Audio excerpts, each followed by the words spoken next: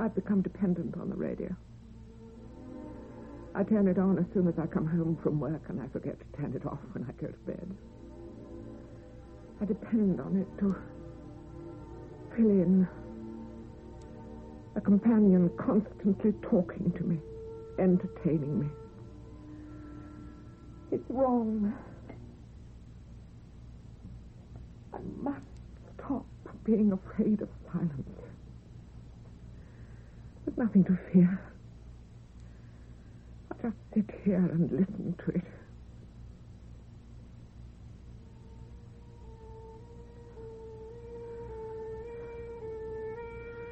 Oh, I thought it was coming for me. Oh, dear, I'm shaking. No, Mary, stop it. Pull yourself together. It was like a warning. A warning of approaching death. Coming for... No. Listen, Mary, listen to the silence. Why am I doing this? Why have I turned off the radio? Why am I deliberately sitting here frightening myself? I must be going mad. No. Don't say that. Don't even think of it. You're not mad, Mary Smith. You're perfectly sane. Why have I always been so lonely? Like a stranger in a strange land all my life. Indifferent parents, lovers without the pretense of love. Then solitary confinement as age inevitably conquers looks. What will happen to me when infirmity takes all?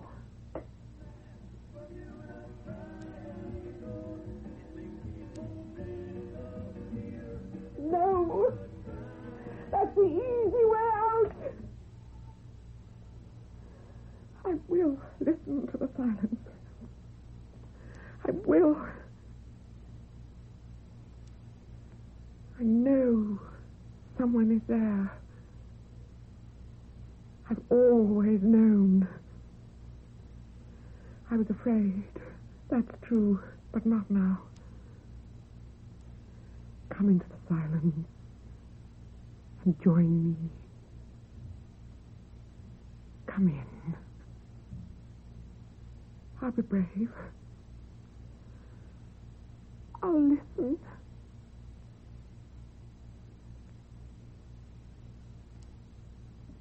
Here I am.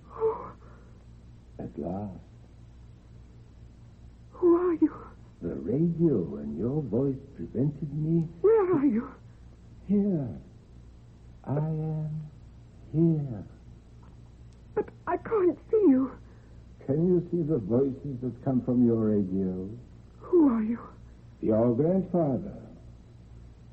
My grandfather? A seaman. An explorer. Adventure was my life, still is.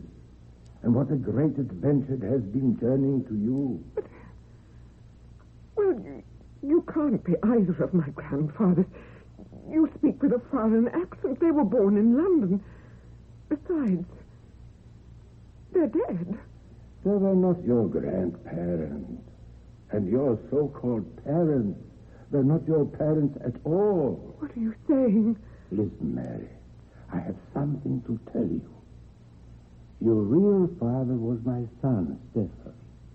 He was Polish like me. He didn't have the opportunity to marry the girl he loved. He was a political activist. And he was killed 6 months before you were born. Natasha, my daughter-in-law, your real mother, died giving birth to you. And you were taken to an orphanage in Warsaw. You were one of the lucky ones. A refugee family brought you with them when they fled from Poland to England. Here, they did a secret deal with an English couple, Mr. and Mrs. Smith, who adopted you. They were childless and desperately wanted a girl. But afterwards, they regretted it. They found you ungrateful, solitary, and temperamental. Quietly, they hated you. and was secretly delighted when you ran away. As for you, without knowing it, you ached for your own country, your own people. You are Polish through and through. I have been trying to reach you, but you never gave me the silence, the deep silence I needed until tonight. I'm dreaming. Tell me I'm dreaming. No, you're not dreaming. Entranced, yes. For the first time, you have opened the door which deep down inside you knew was always there. The door between the two worlds. But I'm not psychic. I've never been to a seance in my life. You have always possessed psychic powers, but you have been secretly afraid of embracing them. Believe me, Mary, there is nothing to fear. Nothing at all. I thought that hearing you like this, well, that I'd be afraid. But I'm not. It seems, well, natural to be sitting here. It is natural, Mary. Everything that happens is natural. How could it be otherwise? We must keep our voices down. They might hear us downstairs. Only you can hear me. No one else can. Why have you come? First, to tell you who you are. This I have done. Secondly, and important to me, is to tell you stories. Wonderful stories that make up my life. But there is time for that. You have the rest of your life in which to hear them. All you need to do is to open the door to the silence, and I will come into it. Now, go to bed and sleep. Go to work tomorrow as usual. In the evening, when you return, do not switch on the radio, but listen to the silence. I'll be waiting to come in. Good night, Maria. Maria? But I've always been called Mary. Maria is your real name. Maria. Yes. It's me. It's really me.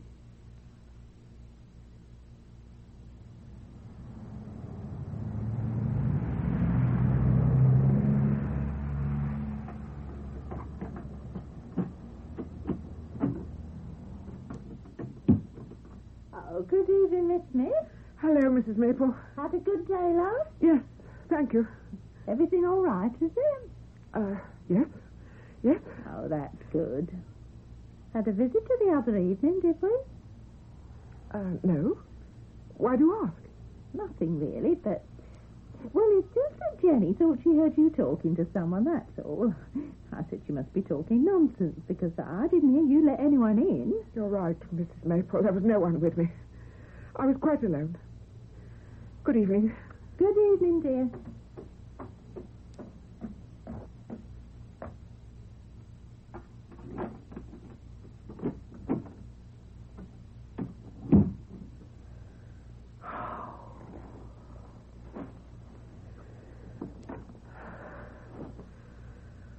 Privacy again. How wonderful. And silence. Will it happen once more, I wonder? Or was it merely a dream? Oh, no. Please tell me it wasn't a dream. I won't turn on the radio. I'll just sit here, quietly, and listen. Listen to the silence. Hello, Maria. Oh, hello. I've been thinking about you all day. Have you? That's nice. Where do you live? There is no way in which I can describe where I live. Your language does not contain the word, but I shall tell you tales of how I lived when I was in your world. Oh, What's the matter? so you are dead, then? Only in your limited sense of the word. Do I sound dead? No, not a bit. But Yes. tell me, what is it like to die? Do not fear dying, Maria. If you've enjoyed life as much as I have, you will find dying bitterly disappointing. But in time, that feeling will pass and you will discover that dying is another form of birth, and you will be content at the prospect. You make it sound almost pleasant. Well, it's less of an ordeal than I thought. Tell me about when you were in my world. Tell me about your adventures when you were here. Well, I was a captain of a ship and traded in Malay archipelago and along the seashores and riverbanks of Africa. Once I remember when I was trading in Ireland. And yet after all that, I had managed to survive and return to England with the hold laden and the ship and all its crew safe. That was wonderful. Oh, tell me another story, Grandfather, please. Please, I feel like a child again. Good, I'm pleased. Except when I was a little girl, no one ever told me stories. That's all in the past now. I will tell you more stories tomorrow when you come home from work. Promise? Of course. And the evening after that. And every evening of your life until all the tales are told. Good night, little Maria. Good night, Grandfather. Oh, how marvelous. To have something to look forward to every evening for the rest of my life. I'm so fortunate and so happy. I've never ever really been happy before. And this can go on and on and on.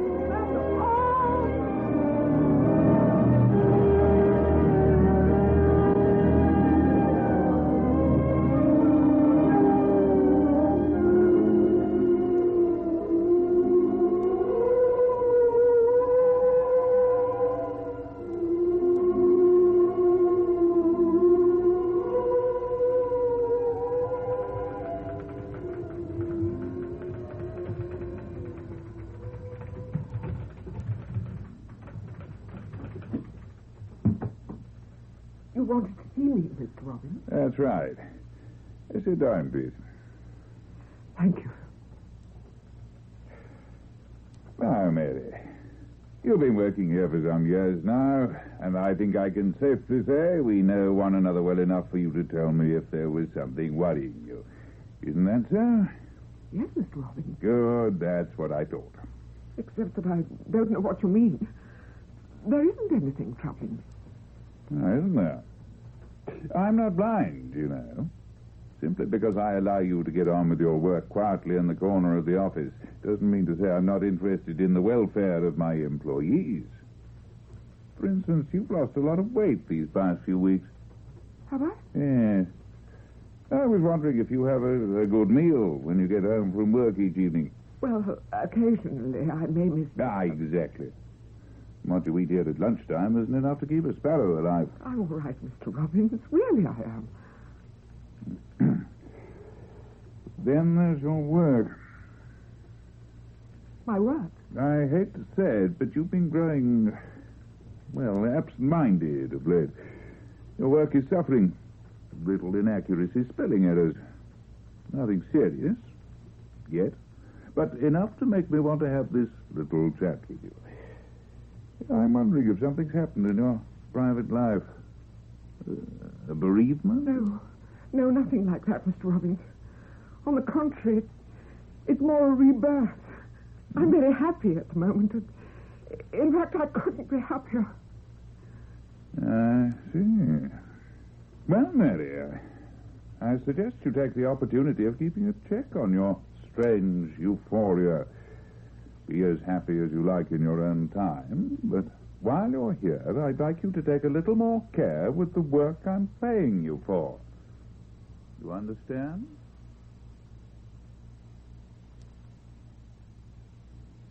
Grandfather? Grandfather, are you there? I am here, my child. I didn't tell you this before, but 2 months ago, my employer, Mr. Robbins, called me into his office and told me that my work was deteriorating. Today, he called me into his office once more and gave me the sack. He calls it making me redundant, but it amounts to the same thing. Before you came into my life, I would have been terrified, but I'm not now. In fact, I'm glad. I shall get unemployment pay, and I shall be able to spend more time with you, listening to your tales. Good. Tell me something, Grandfather. Did you ever write them down? Never had the time. I was always too busy living my life, not writing about it. But you have time, lots of it. Why don't you write them down for me? Write them in my voice. Hear me in your mind's ear as you write. My tales are true, not fiction. True tales of a sea captain who lived nearly 100 years ago. But you must have a routine. You will write in the morning, starting early. In the afternoon, we will go over what you've written, and in the evenings, I will give you fresh material. I shall have to go out sometime. No. But, Grandfather, I have to eat. I'll provide you with food. Food for the mind and spirit. That is what matters. Spend your money on pens and paper and exercise books with good stiff bindings. That's all you need. Believe me, Maria, that is all you will need. That and the dreams you'll dream. Tomorrow, you start writing.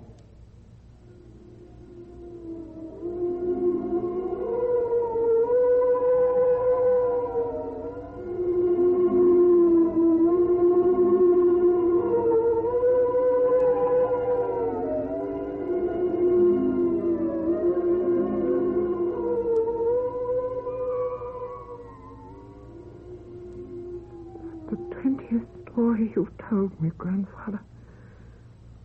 And the most marvelous tale of all. Then you will write it down tomorrow morning, as you have done all the others, rising at 5 as usual and going on till midday. Grandfather, I think that tomorrow morning I really should go out for a little while and buy some food. It's not that I'm hungry, though I do feel weak. And I've become so thin and so frail. And my hair is falling out. Listen, Maria, that does not matter. You must write the story tomorrow morning while it is still fresh in your mind. It is my best tale. And my last. When it's written, a life's work will be complete. You will be able to close the last exercise book and write the end. What do you say? It is the end, my child.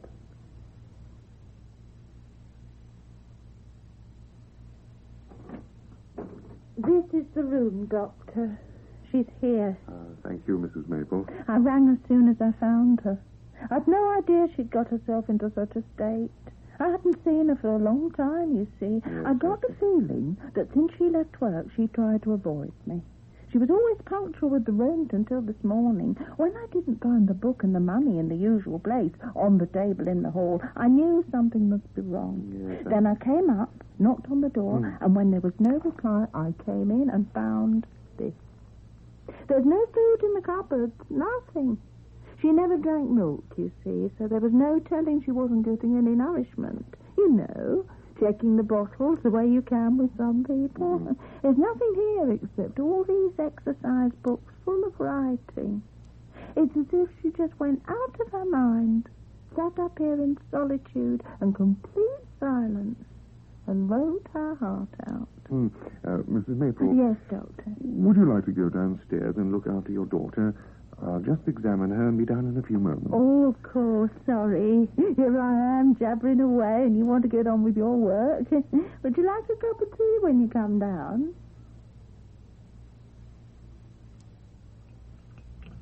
You were a long time, Doctor. Tea's ready. Oh, thank you, Mrs. Maple. Like you, I'm not shocked by death. I was present when my mother and my father died, so death doesn't shock me. It was how she looked, like something out of one of those prison camps. She was like a little shriveled old woman of about 90 instead of a 50-year-old. That's all she was, Doctor. 50 years old. I've sent for an ambulance. There'll have to be a post-mortem. You're not sure how she died, then? I believe it was starvation, which of course leads to a natural self-poisoning. Has she any relatives? She never spoke of any. She didn't receive any letters to speak of, except tax forms and the like. So I've no way of knowing whether there were any relatives or not. I see. Mommy! An ambulance is stopping outside! All right, dear.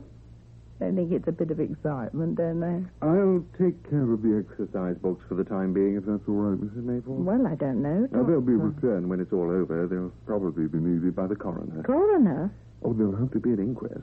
But that needn't distress you. They'll simply ask you to describe the circumstances in which you found Miss Smith. Well, I see. No one's going to blame you, Mrs. Maple. She wouldn't have welcomed any intrusion into her privacy on your part. Well, that's how it seemed to me these last few months, Doctor. She changed. She really did change. Wasn't for me to interfere. I'd probably feel as she felt. I like to keep myself to myself.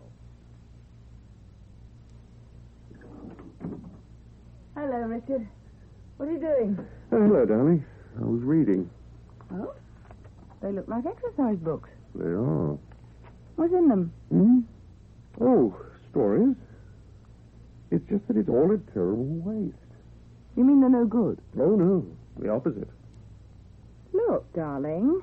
I'm afraid they're not making sense. Well, Mary Smith, who apparently wrote these stories, was the lodger of one of my patients. I think she starved to death. Why? God. How awful. I think she was possessed by the need to get these stories down on paper. You mean she wrote herself to death? No, darling, it doesn't make sense. There are 20 stories here, set in Malaya and Africa in the 19th century, and they have an extraordinarily authentic ring about them. You must agree that it's more than strange a woman writing that kind of story. You could almost believe they were true. They're told in the first person by the central character, a Polish sea captain trader. Oh. He doesn't even reveal his name. But seeing that he's Polish, the whole thing must be a figment of her imagination. But what an imagination. Then there's another thing. There's a terrible urgency about the writing. I'm no expert, but although every word is clear, in the later stories, when she must have been at her weakest, the handwriting has a strength, a fortitude born of suffering, as if she were determined to finish her task, and when complete, calmly lay down and die. Can I see them? Here.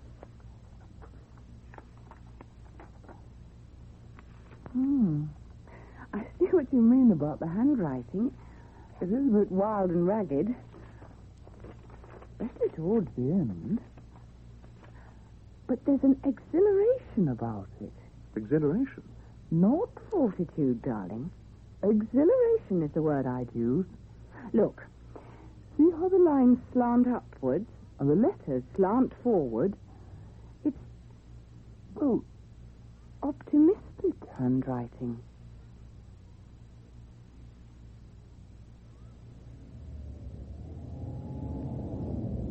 Wasn't too bad, was it, Mrs. Maple? The coroner was quite nice. He was very kind and understanding. Well, it's all over and done with. I was pleased with the verdict. Death by misadventure? Yes. Better than all that talk about the balance of the mind being disturbed and all that, you know. What was in those exercise books you took away? They were mentioned, but not in detail. They were full of stories, Mrs. Maple. Very good stories. My wife's a part-time teacher, as you know, and she's reading them aloud to the kids in her class. She loves them. Reminiscent of Joseph Conrad in some ways. I think it's possible that Miss Smith must have read Conrad when she was a girl, absorbed the feeling and style, and then, when her life became empty, she somehow recalled Conrad and produced her own similar creations. I don't understand all that. But I do know Jenny enjoyed hearing them. Jenny heard them. Not all of them. Snatches of them. She could hear Miss Smith reading them aloud. Jenny tells me she used to sit outside her door and listen. She wouldn't make up something like that. No, of course not. Well, Doctor, I'm glad Mrs. Rogers is reading them to her school children. At least all that work Miss Smith put into them won't have gone for nothing.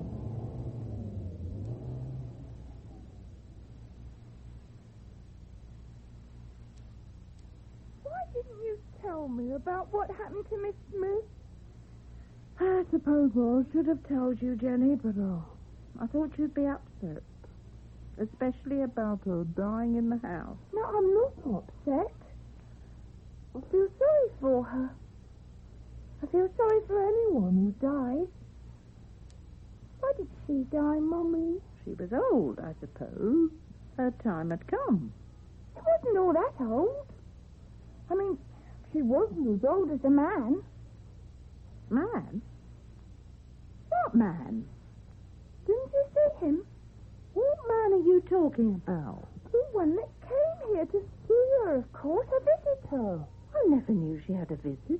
The funny old man with the dark brown face and funny hat. And that great big white moustache. And you saw him lots of times. He was old. But he was very clever.